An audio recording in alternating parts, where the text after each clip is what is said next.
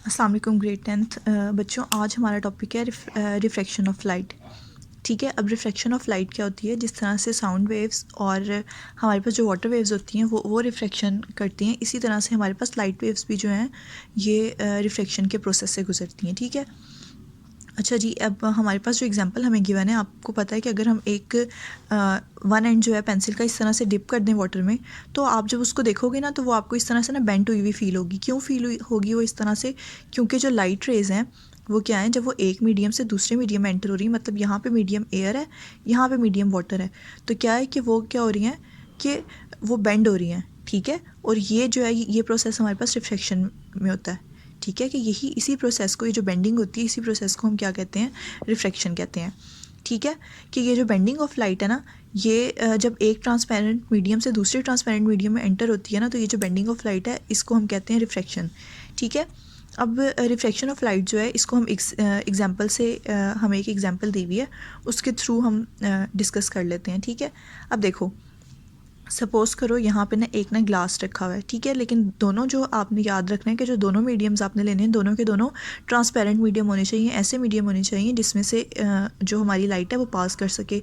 ऐसा मीडियम ना हो कि जिसमें से हमारी लाइट जो है पास ही ना कर सके। ठीक है, तो एक मीडियम मैंने यहाँ पर एयर लिया, दूसरा मीडियम हमारे पास यहाँ पर ग्लास है।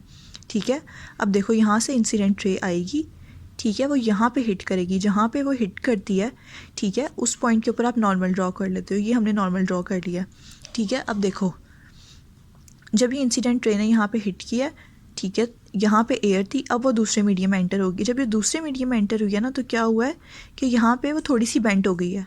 ठीक है, ये रे जो है, जो इंसिडेंट रे थी, यहाँ पे जब वो एक मीडियम से दूसरे मीडियम में एंटर हुई है, तो ये रे हमारे पास बेंट हो गई है।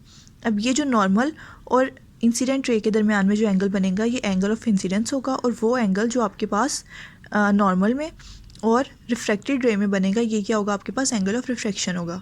ठीक है, अब देखो, at the air glass interference the ray of light I O changes direction and bends towards the normal and travel along the path O R inside the glass block. के जब एयर और ग्लास की interference हुई है, ठीक है, तो इसमें क्या हुआ है कि जो रे ऑफ लाइट थी हमारे पास आई ओ, ठीक है, इसने क्या किया, यहाँ पे एंटर होते हुए अपनी डायरेक्शन चेंज की और थोड़ा सा वो बेंट हुई है नॉर्मल की तरफ, और फिर उसने आगे ये जो आपके पास ओ आर पाथ था, इस पाथ में ट्रैवल किया। ठीक है, तो जो आई ओ मेरे पास ये वाली रे है, ये क्या है? इंसिडेंट रे है, और जो ओ आर रो है ये मेरे पास क्या है? ये मेरे पास ये वाली रे है, रिफ्रैक्टेड रे। ठीक है, और आई का मतलब है एंगल ऑफ इंसिडेंस।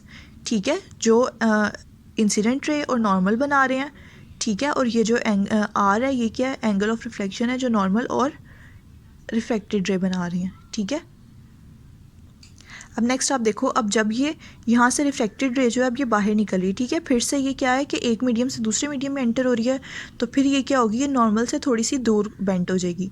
ठीक है, और ये एम ई जो पाथ है, इस पाथ के अलॉन्ग जो है वो ट्रैवल करेगी। ठीक है, तो अब मेरे पास रिफ्रैक्शन क्या है? The process of bending of light as it passes from one medium to another is called refraction of light. कि वो प्रोसेस ऑफ बेंडिंग लाइट का, ठीक है, जब वो एक ट्रांसपेरेंट मीडियम से दूसरे ट्रांसपेरेंट मीडियम में एंटर हो रही होती है, तो ये जो हमारे पास प्रोसेस होता है, ये क्या कहलाता है? हमारे पास रिफ्रैक्शन ऑफ लाइट कहलाता है। अच्छा बच्चों, अब नेक्स्ट ना मेरे पास लॉज ऑफ रिफ्रैक्शन है।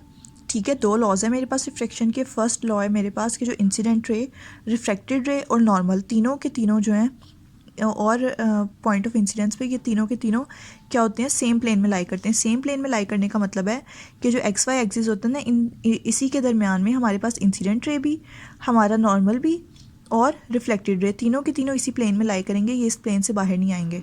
ठीक है, इसके अलावा जो हमारे पास सेकेंड लॉ है वो है कि ratio of sine of angle of incidence, कि जो मेरे पास साइन ऑफ आई का रेशियो होगा किसके साथ? एंगल ऑफ रिफ्रैक्शन के साइन ऑफ आर के इक्वल होगा। वो हमेशा क्या होगा? मेरे पास किसी ना किसी कांस्टेंट के इक्वल होगा। ठीक है, तो इसका क्या मतलब है कि sine I divided by sine R, ये क्या होता है? रिफ्रैक्टिव इंडेक्स होता है सेकंड मीडियम का with respect to the first medium.